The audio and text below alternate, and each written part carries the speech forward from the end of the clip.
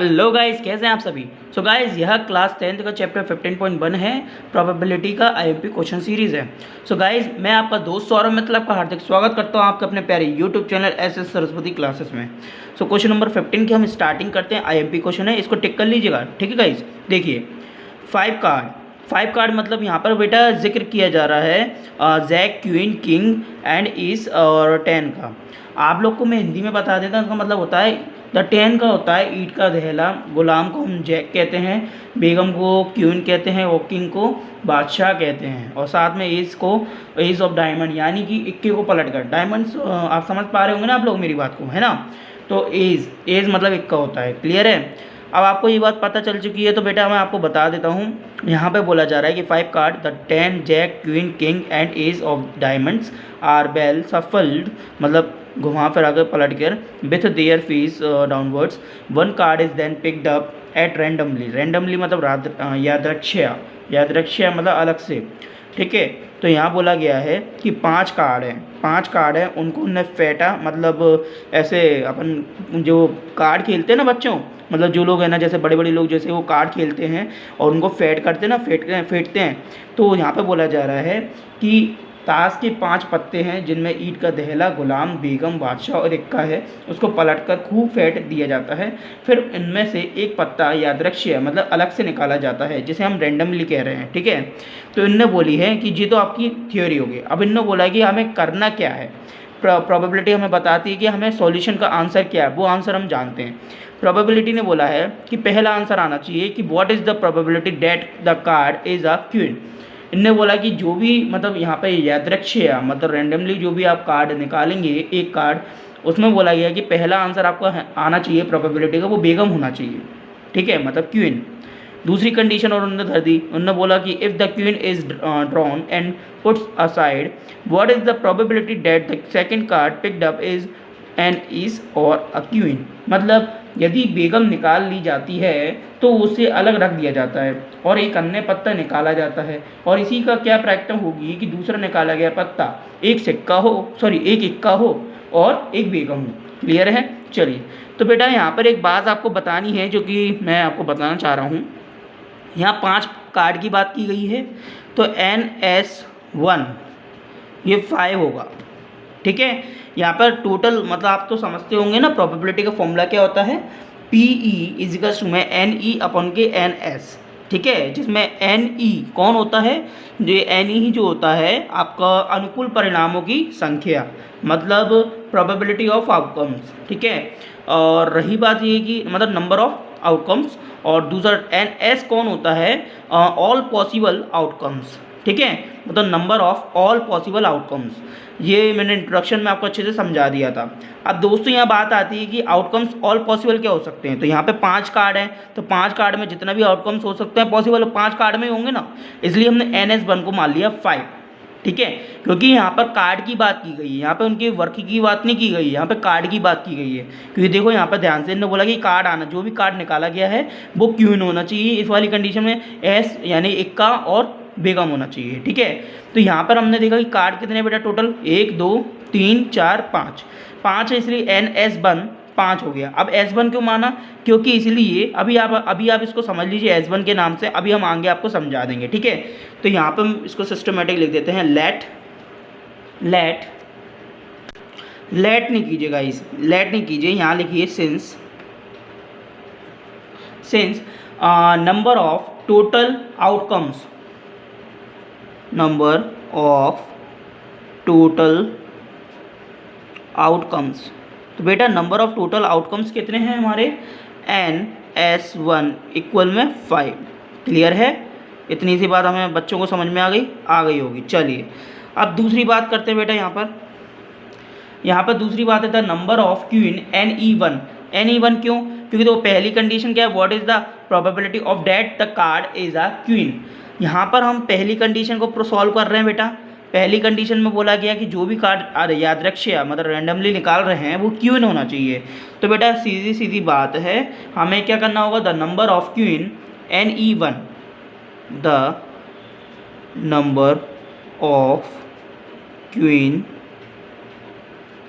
NE1 one, any one इसलिए कि पहली कंडीशन सॉल्व कर रहे हैं, वो कितनी होगी 1, बिकॉज यहाँ पे क्वीन कितनी है, वो एक ही है, एक की जिक्र है यहाँ पे, कोई ऐसा नहीं बोला गया कि क्वीन आपके पास ज़्यादा है या नहीं।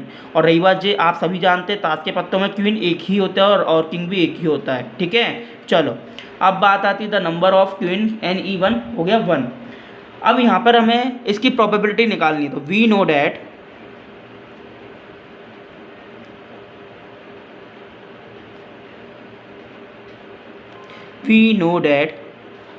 क्या होगा बेटा, PE1 इक्वल में NE1 अपॉन में NS, sorry my fault, NS1, ठीक है। थोड़ा पेन प्रॉब्लम दे रही है, कोई इशू नहीं है। चलिए PE1 इक्वल्स में क्या है बेटा जी, आपको लिखना है बेटा, ऐसे एरो मत लगाना, ठीक है। NE1 कितना है बेटा 1, NS1 कितना है बेटा 5, तो जी आपका क्या आ गया बेटा, जी आपका आ जाएगा PE1, यानी पहली कंडीशन आपकी हो गई सॉल्व, ठीक है। तो पहली कंडीशन आपको सॉल्व हो गई। अब दूसरी कंडीशन की बात की जा रही है जिसमें बोला जा रहा है कि if the queen is drawn and put aside, what is the probability that the second card picked up is N is और एन क्वीन, ठीक है। तो बच्चों मेरे को एक बात का जवाब दीजिए, यहाँ इनने क्वेश्चन में बोल दिया कि यदि बेगम निकाल दी जाती है, अगर इसका सॉल्यूशन आ गया ना, अब आपने देखा ना प्रोबेबिलिटी हमने सॉल्व कर दी है कि हमने जो ताश के पत्ते फेंटे थे उनमें से हमने जो एक रैंडमली कार्ड निकाला था वो क्वीन थी, तो जी हमने सॉल्व कर दिया, ठीक है। हमारी प्रायिकता क्या हुई कि क्वीन थी, तो हमने निकाल दी। अब इन्होंने बोला यदि वह क्वीन होती है, मतलब बेगम होती है, तो उसे निकाल दो, उस पत्ते को निकाल दो।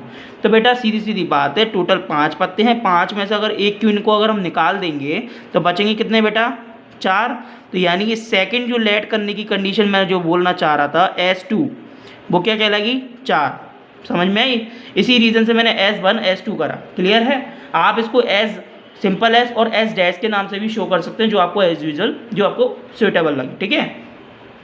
अब S2 कितना हो गया बेटा अपना 4 हो गया, यानी टोटल कार्ड अब कितने बचेंगे 4, क्योंकि एक कार्ड अगर क्वीन निकला तो इन्होंने कंडीशन बोल दी ना कि आप अगर क्वीन निकलती है यानी बेगम आती है तो बेगम को निकाल दिया जाए और फिर उसको दोबारा से फेंटा जाए, ठीक है। एक पत्ता मतलब दोबारा से फेंटा जाए और फिर एक पत्ता और निकाला जाए, सेकंड पत्ता।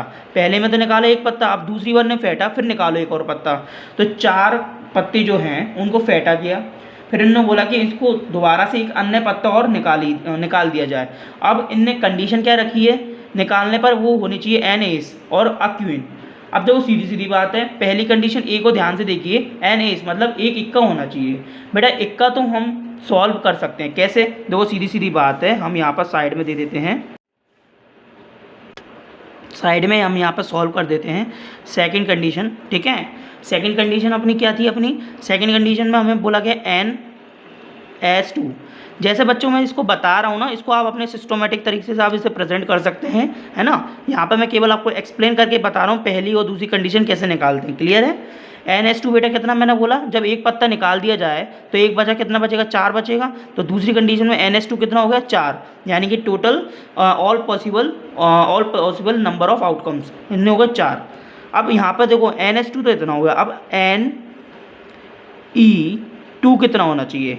तो बेटा NE2 कितना होगा, सीधी सीधी फैक्ट बात है, NE2 आपका हो जाएगा, NE2 हो जाएगा 1, क्योंकि आपको पता है ना the 10 jack queen king ace, इसमें से सारे पत्ते क्या है 5 हैं, 5 में से सब एक हट गया तो 4 बचे। अब 4 में से इनने बोला एक इक्का होना चाहिए, तो एक इक्का और हट जाएगा, यानी कंडीशन इन्होंने बोली एक इक्का होना चाहिए, तो एक इक्का ले लिया, तो NE2 कितना हो गया 1। और आप सही फॉर्मूला तो जानते हैं, वी नोट ऐड करके, है ना। तो यहाँ पर आप लिख दीजिए PE2 इक्वल NE2 अपॉन में NS2। तो बेटा ये कितना आ जाएगा, इसको मैं लिख ही देता हूँ, NE2 कितना है 1 और NS2 कितना है 4। तो ये कितना आ गया बेटा 1/4, जी हमने NS का निकाला है, ठीक है। मतलब एक इक्का होना चाहिए इसको दोबारा से फेंटने पर। अब इनने बोला एक का भी होना चाहिए और दूसरी कंडीशन इन्होंने बोल दी कि साथ में एक क्वीन भी होनी चाहिए।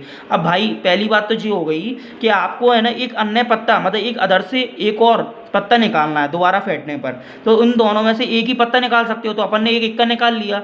अब दूसरा कोई के मन में ये भी डाउट होगा सर दूसरा क्यों नहीं निकाला, क्योंकि प्रोबेबिलिटी तो हमें डायरेक्ट आंसर बताती है कि हमारा जो होना चाहिए। तो बेटा दूसरा इसलिए नहीं निकाला गया क्योंकि दूसरी कंडीशन क्या लिखी गई है, आ क्वीन, इसका अर्थ ये होता है कि यहाँ पर है ना दूसरा पत्ता जो एक क्वीन निकालना चाहिए, और आप तो सभी जानते ही हैं कि हमने इससे पहली वाली कंडीशन में पहले से ही क्वीन को निकाल दिया, और क्वेश्चन ने डायरेक्ट बोला था कि क्वीन जैसी अगर होती है, अगर उसकी प्रोबेबिलिटी सॉल्व होती है क्वीन की, तो हमें क्या करना है, क्वीन को साइड में निकाल के रख देना है। तो यानी इन 4 पत्तों में क्वीन तो है ही नहीं, और जब क्वीन है ही नहीं तो NE3 की जो कंडीशन होगी वो क्या हो जाएगी बेटा, वो हो जाएगी 0।